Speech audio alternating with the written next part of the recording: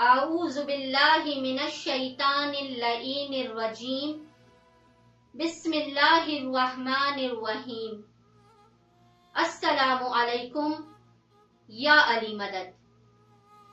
مومنین و مومنات کی خدمت میں رمضان کے چھٹے دن کی نماز کا طریقہ، چھٹے دن کی دعا اور اس کا ترجمہ لے کر آئے ہیں۔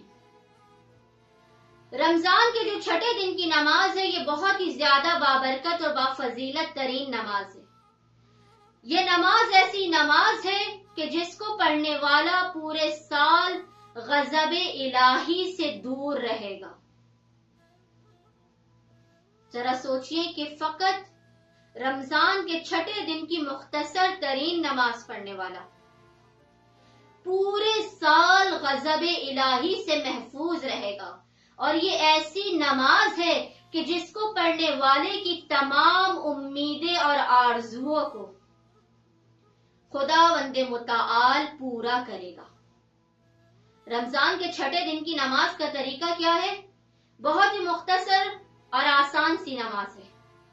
یہ 4 رکعت نماز ہے، اور اس کی ہر رکعت میں آپ نے 4 رکعت کی نماز کی ہر رکعت میں آپ نے سورہ الحمد کے بعد 1 مرتبہ سورہ ملک کی تلاوت کرنی ہے۔ ہر رکعت میں 1 مرتبہ الحمد اور الحمد کے بعد 1 مرتبہ سورہ ملک۔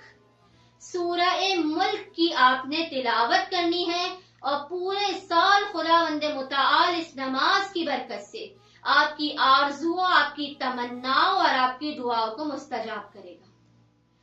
اب آپ کے سامنے رمضان کے چھٹے دن کی دعا اس کے ترجمے کے ساتھ بیان کی جائے گی۔ بسم اللہ الرحمن الرحیم۔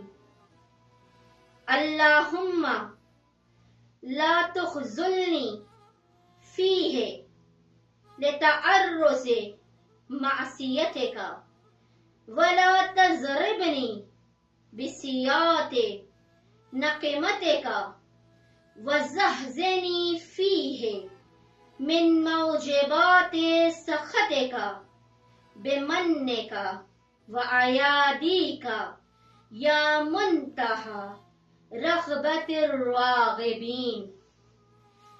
دیکھا آپ نے کہ یہ مختصر ترین نماز اور یہ دعا خداوند متعال سے پورے سال اپنی آرزو و تمناؤں اور حاجات کو پورا کرانے کا بہترین ذریعہ ہے۔